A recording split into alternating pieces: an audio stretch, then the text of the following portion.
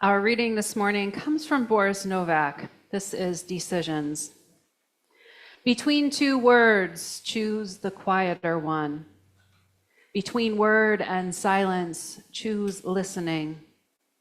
Between two books, choose the dustier one. Between the earth and sky, choose a bird. Between two animals, choose the one who needs you more. Between two children, choose both. Between the lesser and bigger evil, choose neither. Between hope and despair, choose hope. It will be harder to bear. The morning of November 9th, 2016, I remember clearly walking into work 5 weeks into my chaplaincy residency. I went to bed early enough the night before to still have had some hope, but woke up to a world where I could no longer deny the fact that we were indeed who I was afraid we are. The air in the office that morning was so thick it was like swimming trying to move through it. We were about a dozen staff across the political spectrum, and people could barely speak. The other white women were crying quietly off and on. We gathered for a staff meeting, and it was hard. We were chaplains, social workers, therapists, peer support specialists, people skilled in communicating and being with other people. But that morning, it was a dense slog.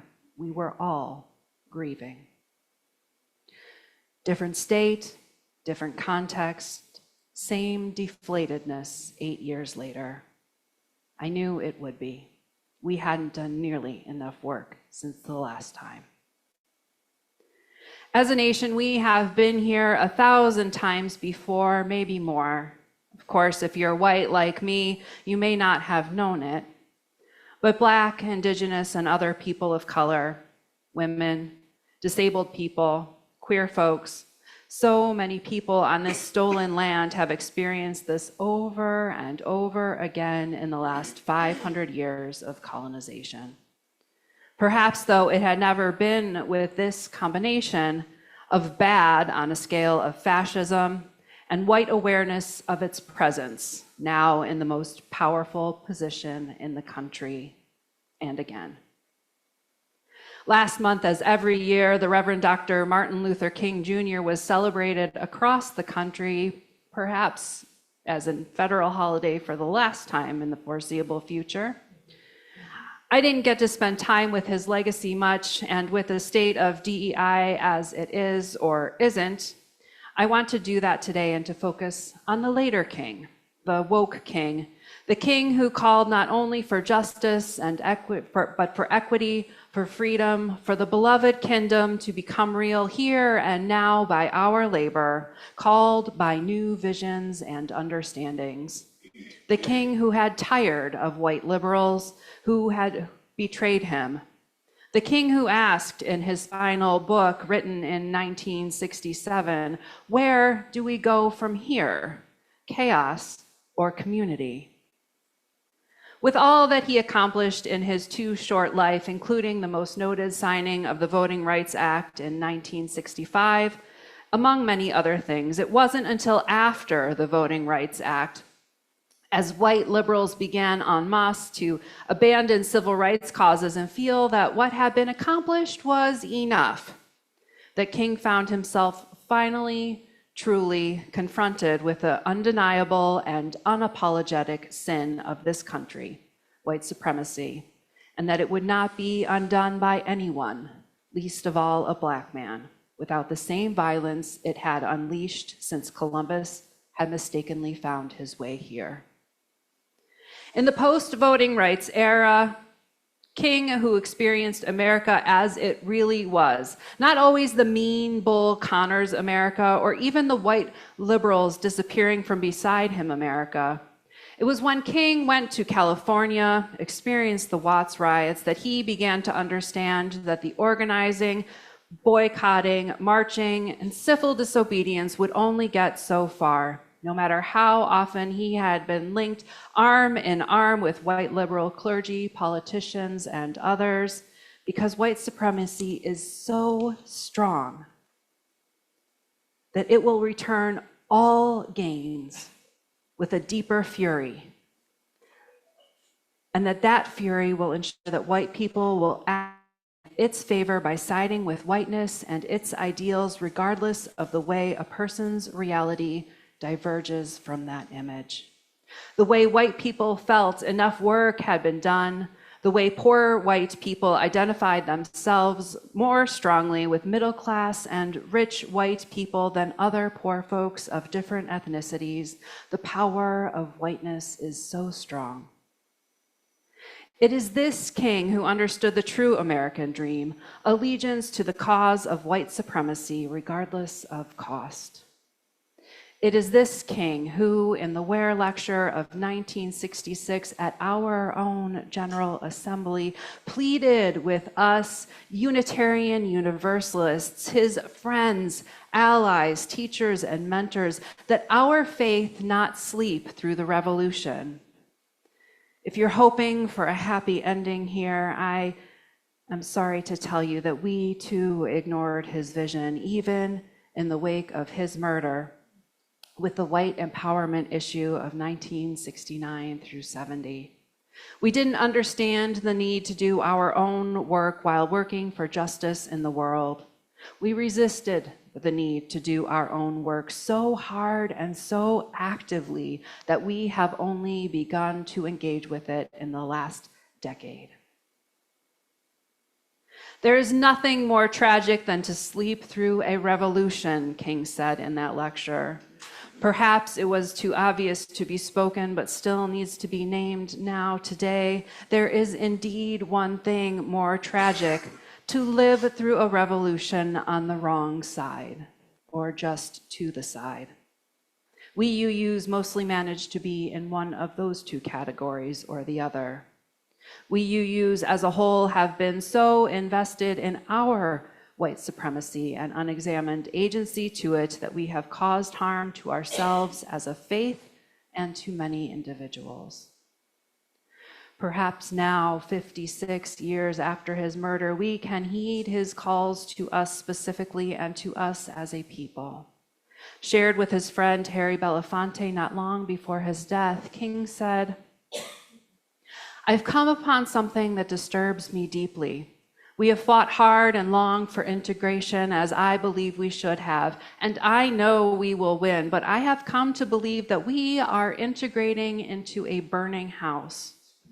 I'm afraid that America has lost the moral vision she may have had, and I'm afraid that even as we integrate, we are walking into a place that does not understand that this nation needs to be deeply concerned with the plight of the poor and the disenfranchised.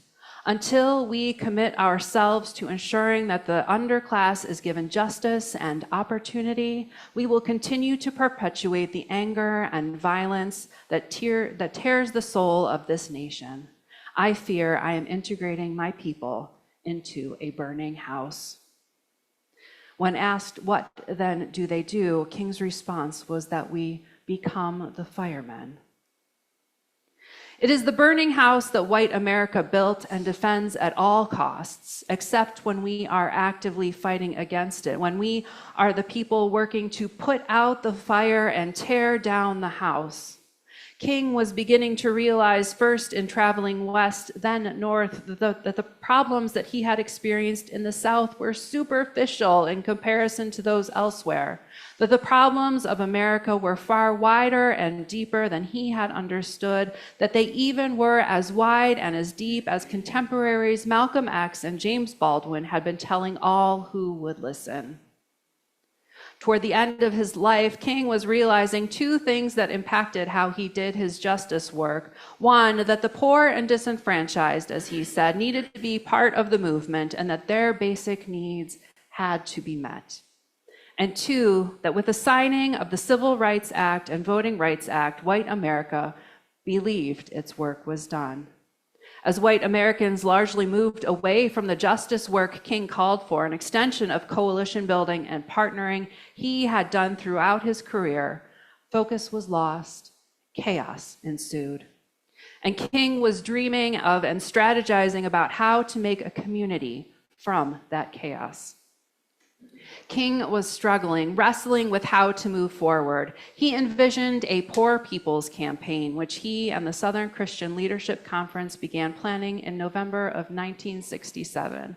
And one of our speakers at this coming General Assembly is someone who has been in leadership with the revival of King's dream with the Poor People's Campaign. It was a strategy that would both serve to rekindle coalition building and foster community building across a particular and different identity than he and the SCLC had previously engaged, attempting to unite by class. It is arguable that this transition is why King was murdered less than 5 months later. King was coming to understand deeply why Malcolm X and James Baldwin had called repeatedly for attention to be turned to the Black community. Malcolm X had called for separatism to allow Black folks to focus attention, energy, and resources on each other, to build each other up. Baldwin, never really an activist, but always a witness, recorder, critic of white supremacy and champion of Black people, too, continued to encourage Black folks to find strength and support in one another. In his work, King learned about the power of fellowship, about absolute clarity of purpose, knowing who you are and who you serve, and about being mission-driven. These lessons were part of what made King and all who supported him, and there were many, made them so successful. And it is these lessons from King, Baldwin, and Malcolm X that are so timely for this moment in history and in our lives as individuals and as a nation. I am a student of history, among other things. Over and over again, we have seen the scenarios play out both in the United States and elsewhere. It is the story of white America. We take and take. We propose compromise or limitations. If we can just have, and then we turn around and we take some more. Our nation's history at times looks a lot like the first Trump presidency did, and as this one is looking so far. Do something audacious and horrible, people will protest. There's a bit of a pullback from the thing, but maybe never an apology, and the next time, worse. Constantly pushing us further toward fascism, giving over more and more. And here we are. At the end of his previous presidency, he instigated a coup on the Capitol, members of Congress in lockdown, heavily armed pseudo-militants storming and entering the building, sometimes with the aid of the officers charged with protecting it, a gallows built, noose hung, and standing outside, waiting for use. Members of Congress and their staff in lockdown.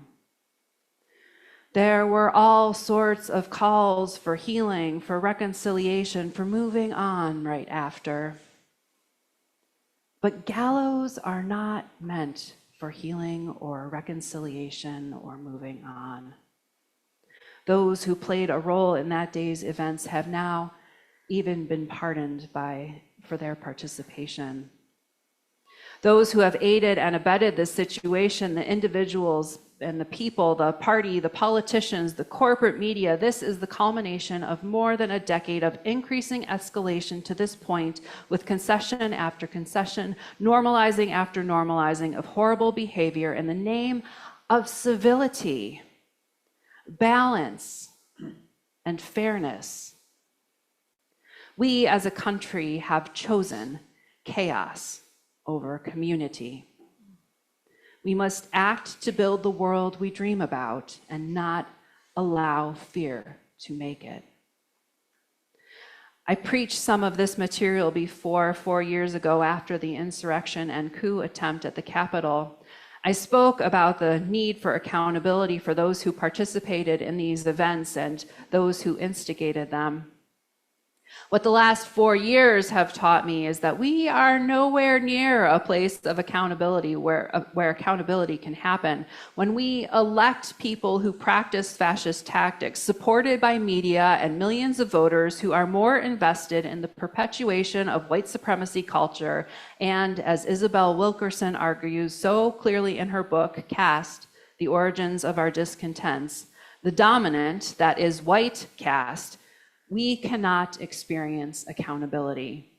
For accountability, we need our elected officials, especially our legislature right at this moment, as well as governors and others, to resist the many wrongs now being dropped on us multiple times a day. They have overwhelmingly, including in this election season, rolled over like tumbleweeds in the breeze, bowing before our current president as if he were some all-powerful wizard who would grant them more power. They must be held accountable by us, and they must start holding this administration accountable for its misdeeds, which are many, in less than 2 weeks' time. And it appears they have been doing, but at the rate things are moving, I can't keep up. You know what I mean? What we must keep doing is caring for each other. You will probably get tired of hearing me preach that message, but it's the best one that we have. We must bring order to the chaos and do the work of community building as King did. We must remember he was always part of a movement, building coalitions and working in partnership with others. We must do the same. Better, we must find the people who have already been doing the work and follow them and support their efforts. Stacey Abrams showed us in the last election cycle how to do this and how effective it is when we do, and a reminder that white people need to be doing our own part. We must do our own healing of the terror of the previous time this administration was in office, and heck, in these last 2 weeks of the current administration, as well as the 400 to 500 plus years previous to that. Truthfully, deeply, in relationship, in humility, learning to use our power and privilege where we have it as a shield, as protection, while lifting the more marginalized and oppressed up and following them. Why? Because they know what they're doing, because they've been doing it for generations. We must turn to each other, to the work of love being done in this world already. We must work together to build each other up so high. We will build such strength and numbers and depth. We will feed and care for each other, watch each other sleep, fight for healthcare and access and education and a living, sustainable wage for all. Rights for what it means to live a decent human life. We will move money, resources, infrastructure, power to the people doing this work, and we will use our power to lift each other up so that we might all rise. We will not learn to tolerate each other, but to deeply love each other, to celebrate what it means to be Black, Indigenous, people of color, to be queer, lesbian, gay, bisexual, transgender, queer, intersex, asexual, or other sexual and gender minorities, to be disabled, neurodivergent, to become trauma-informed, to tell the truth, no matter how it hurts to do so, to be in accountable, growing, loving relationships. We are bound to each other in this life. When we learn to embrace these bonds, we will make the beloved kingdom possible so that we can all be free. This was King's dream. Let's make it reality, acting like our lives depend on it, because they do.